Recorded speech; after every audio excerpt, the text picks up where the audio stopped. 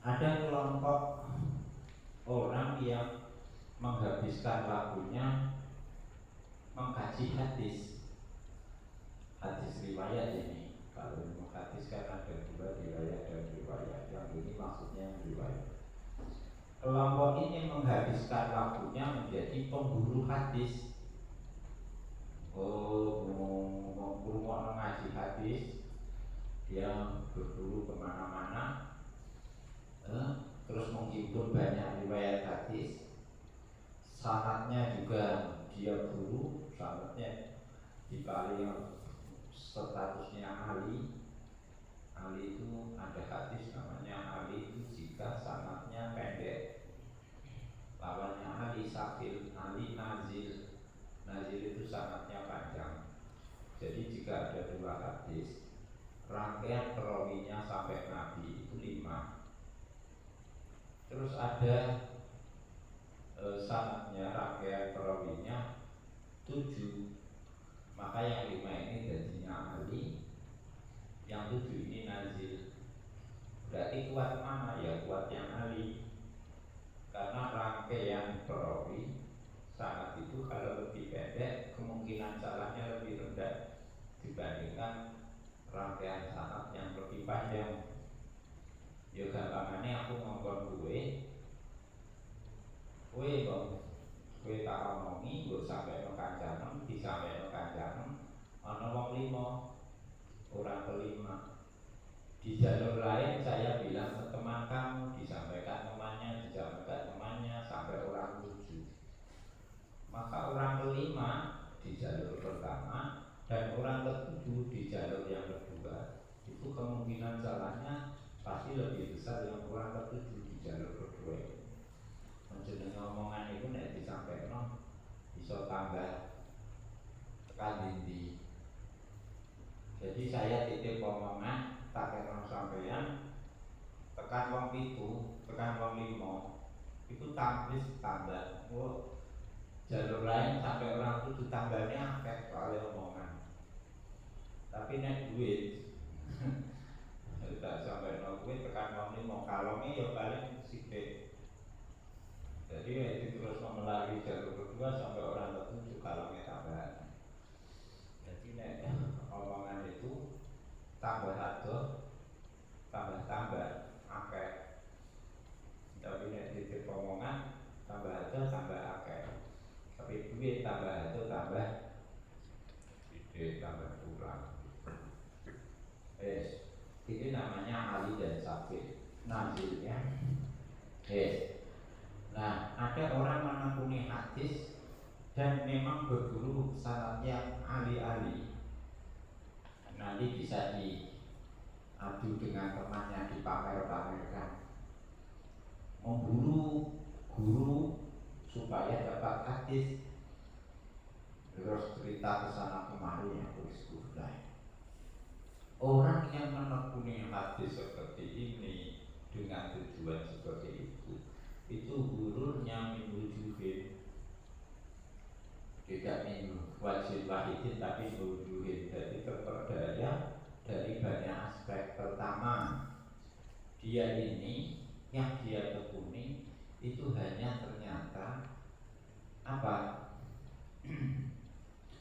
Hanya ternyata menghimpun kolektor saja, mengkoleksi hadis saja, tidak sampai memahami. Jadi dia itu berburu hadis dari gurunya untuk nanti disampaikan. Itu saja, dia hanya menjadi nakil, jadi periwayat saja. Ditakoni sini gak mudah. Sebetulnya kan aku wis doakan. Itu cacat pertama, guru pertama. Guru kedua, bagaimana dia bisa mengamalkan hadis yang dia riwayatkan? Pahamnya saja tidak. Karena urutan orang itu paham dulu, setelah paham melakukan. Lah ini gak paham, bagaimana bisa mengamalkan? Guru yang ketiga, dia dengan menekuni hadis seperti itu dia telah mengabaikan dan meninggalkan fardu ain. Fardu ain yang mana? Yakni fardu ain mengobati hatinya dari berbagai macam penyakit, melindungi, memproteksi hati supaya tidak terkena penyakit hati. Ya. Sementara menghitung hadis itu tidak dia perlukan sebetulnya. Yang keempat, gururnya apa? Laiku inobeh, ternyata setelah diteliti lebih lanjut, ternyata ketika dia berguru hadis, mendengar bacaan hadis dari guru, itu ternyata tidak berkualitas, tidak standar sebagaimana standar sama hadis.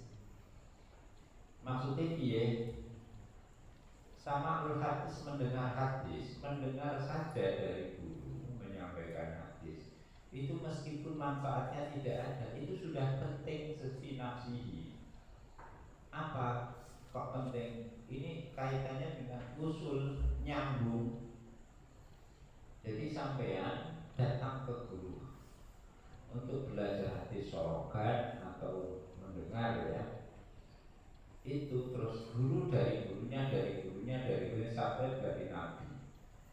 Meskipun kamu gak paham, meskipun kamu tidak mendapat manfaat, mendengarmu sendiri itu sudah penting. Kenapa? Karena ini untuk isbatul usul, membuktikan bahwa hadisnya sampai tersambung langsung dengan guru, yang dulu guru tersambung langsung dengan gurunya sampai kepada Rasulullah. Ini. Nah ini dikritik oleh Imam Ghazali, ternyata kamu tidak memenuhi kriteria, tidak memenuhi prosedur itu. Tuh. Harusnya orang itu untuk urutan hadis pertama dengar langsung dari guru. Setelah dengar memahami, setelah memahami menjaga, menulis atau menghafal. Itu pengertiannya dalam hal ini nanti ada dua, menghafal, menjaga. Berarti menghafal itu menjaga di hati, atau menjaga dalam tulisan itu juga itu dengan cara menjaga dalam tulisan. Nah ini tidak dilakukan. Jadi yang penting pada cak cilik teko ngaji hadis gitu ya.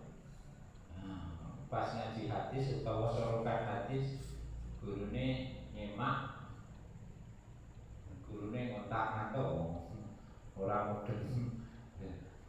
Bosnya itu ya namu Basofiula bocah ini yo karo sambil lalu saja macam hadis.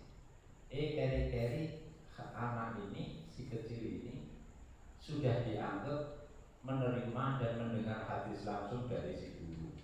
Yutabu ismus sabi bisama. Kelak ketika anak kecil ini dewasa kemudian meriwayatkan hadis, ini sudah cacat.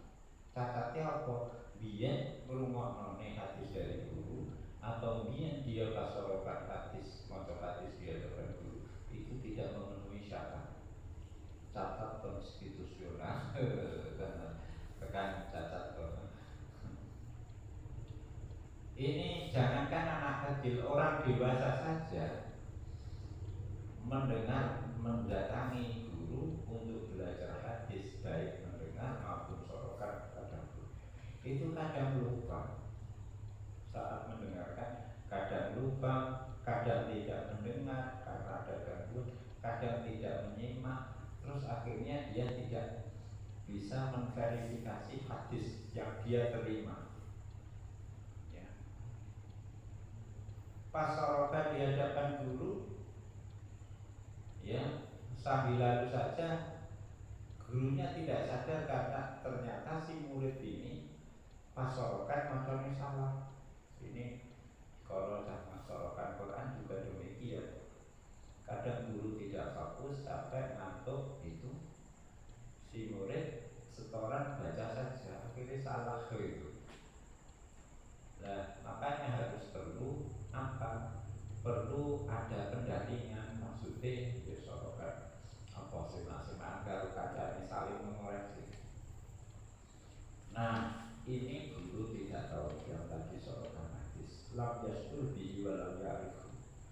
Nah keri-keri somben ketika anak ini waktunya meriwayatkan, dia riwayatkan dengan klaim saya mendengar langsung. Saya mendengar guru langsung, ngaji langsung. Padahal pas ngaji ya tidak fokus. Bukan dicatat sesungguhnya hadis itu, tidak terverifikasi. Ya. Tidak seperti seharusnya. Apa seharusnya? Nabi menyampaikan hadis ke sahabat, terus sahabat menghafal atau mencatat, terus sahabat kepada tabi'in, gitu ya. Tabi'in ini mencatat atau menghafal, gitu, dan seterusnya. Harusnya begitu mendengar langsung. Tapi yang ini tidak. Ya. Kadang catatannya hadis dari guru, kita mencatat hadis dari guru bolong-bolong. Atau kita setoran ke guru juga bolong-bolong, gurunya tidak konsentrasi. Tuh, kalau yang seperti ini, kelak kita hadisnya kita riwayatkan, ya bolong-bolong. Hafalan kita tidak bisa kita garansi, kita jamin kebenarannya. Itu catatan kita juga demikian. Seandainya ada yang merubah catatannya bolong-bolong, dirubah, kowe ora ngerti. Walau kan menuhatan makanya penting ini. Apalagi ilmu hadis itu harus cermat, hafal ya benar, atau dijaga melalui tulisan juga benar. Makanya ini nanti disampaikan cara menjaga hadis supaya benar sebagaimana disampaikan Nabi. Kala wali iftikalan ku kedue, wali iftikalan ku kedue.